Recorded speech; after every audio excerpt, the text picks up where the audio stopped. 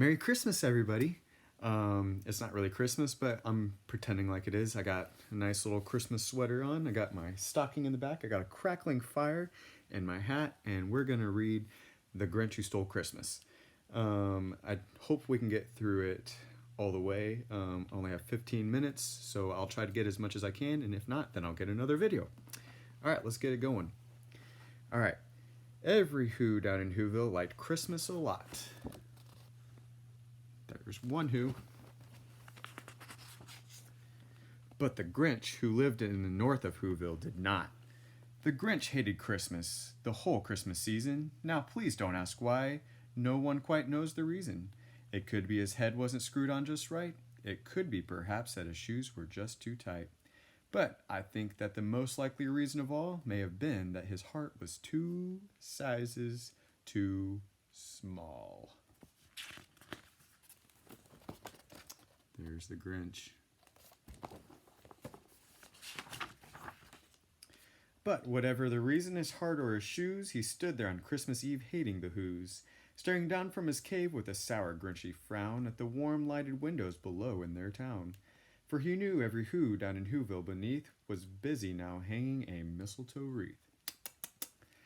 And they're hanging their stockings, he snarled with a sneer. Tomorrow is Christmas, it's practically here. Then he growled with his Grinch fingers nervously drumming. I must find some way to stop Christmas from coming. For tomorrow, he knew. I wonder what he knew.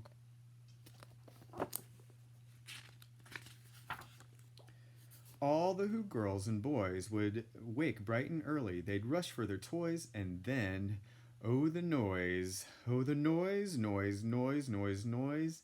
That's one thing he hated, the noise, noise, noise, noise, noise. Ugh. So angry at the noise.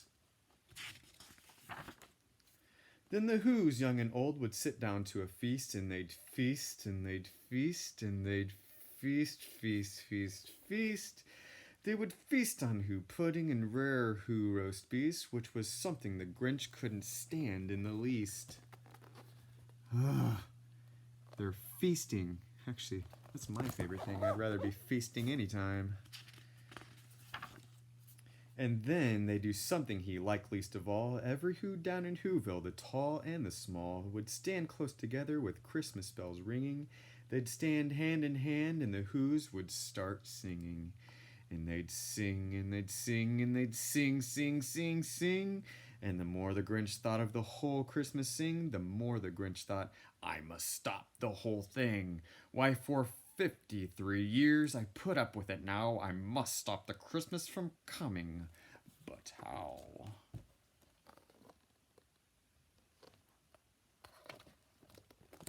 There they are singing. And then he got an idea. An awful idea. The Grinch got a wonderful, awful idea.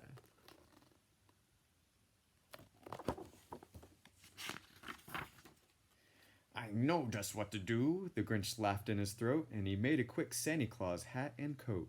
And he chucked and clucked, what a great Grinchy trick! With this coat and this hat, I look just like Saint Nick. All I need is a reindeer. The Grinch looked around. But since reindeer are scarce, there was none to be found. Did that stop the old Grinch? No, the Grinch simply said, if I can't find a reindeer, I'll make one instead. So he called his dog Max. Then he took some red thread and he tied a big horn on top of his head. He's dressing up like Santa Claus, getting a reindeer, making a reindeer. Then he loaded some bags and some old empty sacks on a ramshackle sleigh, and he hitched up old Max.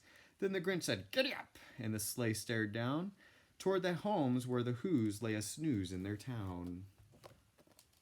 Here he goes.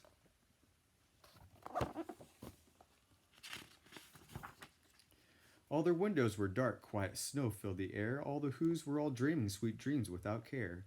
When he came to the first little house on the square, "This stop number 1, the old Grinch Claus hissed, and he climbed to the roof empty bags in his fist. There he goes, first house. Then he slid down the chimney, a rather tight pinch, but if Santa could do it, then so could the Grinch. He got stuck only once for a moment or two, then he stuck his head out of the fireplace flue, where the little Who's stockings all hung in a row. These stockings, he grinned, are the first things to go.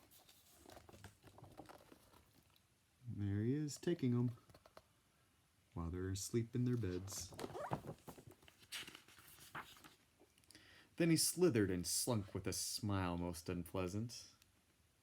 Around the whole room he took every present. Pop guns and bicycles, roller skates and drums, checkerboards, tricycles, popcorn and plums. And he stuffed them in bags, and the Grinch very nimbly stuffed all the bags one by one up the chimney. And they're still asleep. Then he slunk in the icebox. He took the Who's feast. He took the Who pudding. He took the roast beast. He cleaned out the icebox as quick as a flash. Why, the Grinch even took the last can of Who hash. There he is, taking everything, and they're still asleep.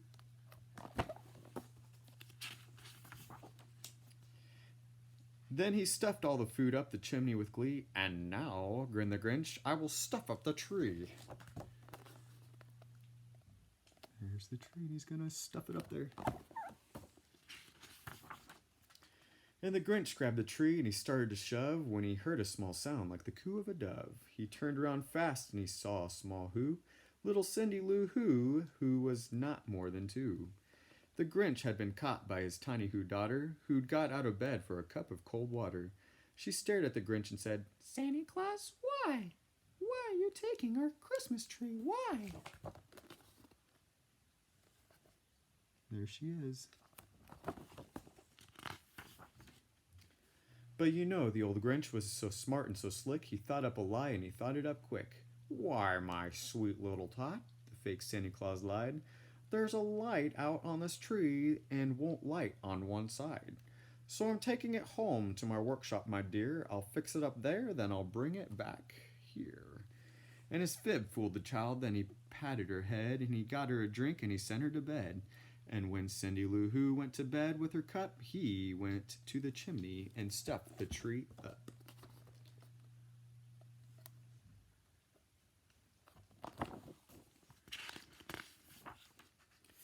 Then the last thing he took was the log for the fire. Then he went up to the chimney himself, the old liar. You better not take my fire.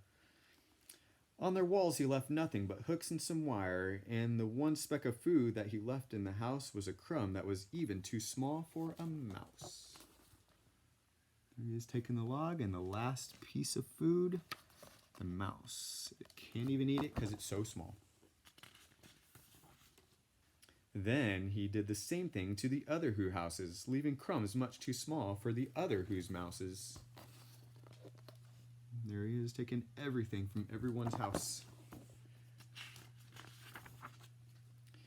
It was 1/4 dawn, all the Who's still abed, all the Who's still a snooze when he packed up his sled. Packed it up with their presents, the ribbons and wrappings, the tags and the tinsel and the trimmings and the trappings. There's all the Who's stuff.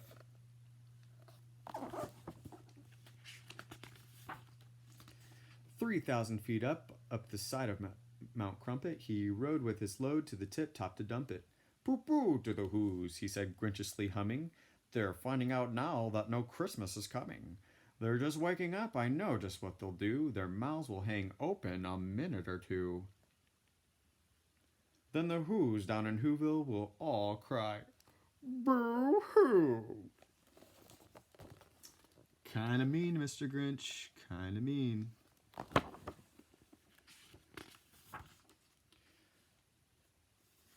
That's a noise, grinned the Grinch, that I must simply hear. So he paused, and the Grinch put a hand to his ear. And he did hear a sound rising over the snow. It started in low, then it started to grow. What do you think he's gonna hear? But the sound wasn't sad. Why, the sound sounded merry. It couldn't be so, but it was merry very.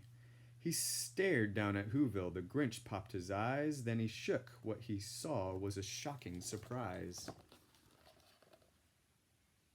He's a little bit surprised. For every Who down in Whoville, the tall and the small, was singing without any presents at all. He hadn't stopped Christmas from coming. It came. Somehow or other, it came just the same. There they are, still singing no matter what. And the Grinch, with his Grinch feet ice cold in the snow, stood puzzling and puzzling. How could it be so? It came without ribbons, it came without tags, it came without packages, boxes, or bags. And he puzzled 3 hours till his puzzler was sore. Then the Grinch thought of something he hadn't before. Maybe Christmas, he thought, doesn't come from a store? Maybe Christmas, perhaps, means a little bit more?